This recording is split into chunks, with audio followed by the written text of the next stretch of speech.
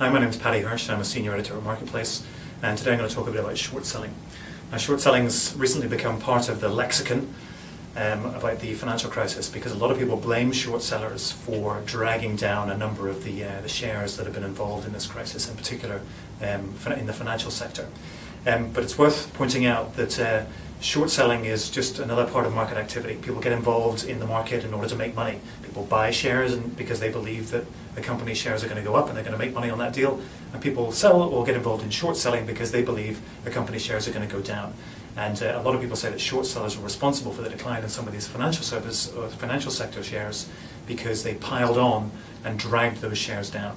So let's have a look at what short selling, and also what naked short selling, which as we know was banned by several countries for some period. Let's have a look at exactly what that is. So first let's meet our short seller, and his name is Sam. Now, Sam is a trader. He's very interested in a stock called FCOJ, Frozen Concentrated Orange Juice Company of Florida. He wakes up in the morning, turns on the TV, and sees that it's trading at $10 a share. Flicks across the channel, and he looks at the Weather Channel, and he sees that off the coast of Florida, where of course all those lovely oranges are grown, there's a large weather system. Now, the weatherman says that this weather system is going to move north and away from Florida. But Sam reckons that this weather system is going to move west towards Florida, because he's a bit of an amateur meteorologist, this guy. And he believes that if it hits Florida, it's going to devastate the Florida orange crop, which of course is bad news for FCOJ, because that's where it gets all its juice from. So his bet, his assumption is that the shares of FCOJ are going to trade down over the next few days. So how does he make money from that guess, if you like? How does he make money out of that bet? Well, the first thing he does is he calls his buddy John. Now, John's a banker who is what they call long FCOJ, and that means that he's got a lot of FCOJ in his portfolio. Now, John's an old pal of Sam's, and they've worked together in the past, and John is quite happy to lend Sam shares when he wants them. It costs Sam a little bit of a fee, but he's willing to lend them for a few days to allow him to do this short selling activity. So Sam's next call is to Caitlin. Caitlin is a lady who works at a bank, and he knows that Caitlin wants to buy some FCOJ. So he rings her and he says, "Hey, Caitlin, how about I sell you 100 shares of FCOJ at $10 a share market price today?" Caitlin says, "Fine, no problems. $1,000, please." So $1,000 goes into Sam's account. He rings John up. "John, can you lend me 100 shares?" And he says, "John, no problems. 100 shares of FCOJ." Go to Sam, and he passes them on to Caitlin. All right, so Caitlin's now got 100 shares. Sam's got $1,000. But he owes John 100 shares.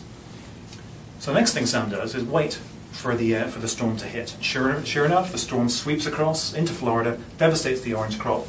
FCOJ's stock price drops by half to $5 a share. So how does Sam make a profit? Well, he calls Sean. Sean's another trader. And he says to Sean, "Sean, can you sell me 100 shares of FCOJ, please?" Sean says, "Absolutely, $5 a share, price today. That's going to be $500. No problem," says Sam. Takes $500 out of his little bag, hands them across to Sean. $500, and Sean hands him 100 shares of FCOJ, which Sam then passes on to John. So John's now happy, he's got his 100 shares back. Caitlin's happy because she got her 100 shares before the transaction. Sean's happy because he's sold 100 shares of FCOJ to Sam, and Sam is left with a $500 profit. And that is how short sellers make money from declines of the prices of shares in the market. Now, of course, it doesn't always happen that way. Sometimes the share might go the other way. And in this case, say for example, the shares, FCOJ shares went to $15, then Sam's going to have to, in order to acquire those $100 from Sean, he's going to have to pay $1,500, which is going to leave him $500 in the hole. And that's what happens when the market moves against you as a short seller. So plenty of risks there. So we should look now at what naked short selling is, which is a variation on this short selling theme. So we have the players remain the same. The situation remains the same for Sam. He's woken up, he's seen this storm moving, and he believes that the orange juice crop, or the orange crop, is going to get devastated, and that FCOJ is going to trade down. So first thing he does, of course, is he calls John. "John, can you lend me 100 shares of FCOJ, please?" John says no.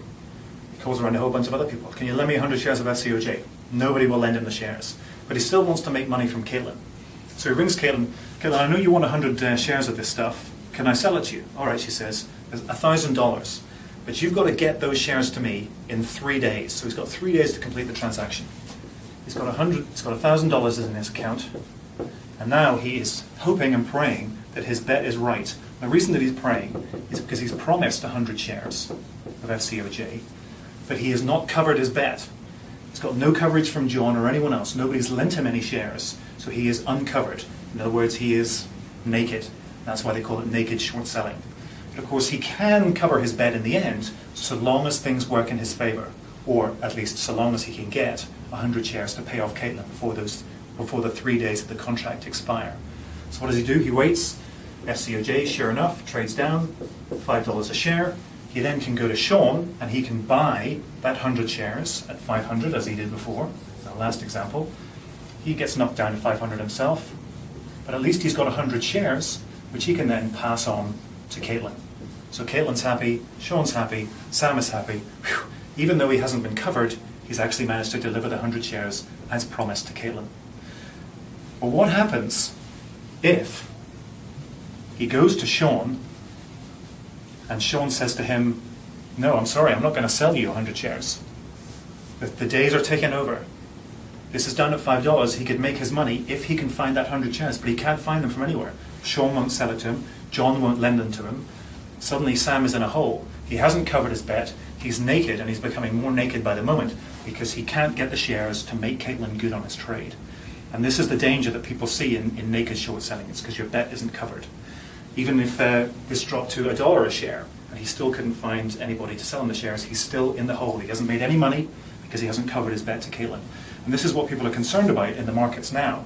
And certainly whenever we were worried about these financial companies that were sinking so fast in the market, is that people would naked short sell. They would make bets and not cover their bets, and because they didn't have to borrow didn't have to borrow those shares in order to guarantee the bets that they'd made, it can drag the financial shares down very, very quickly, which was why why several governments actually banned naked short selling.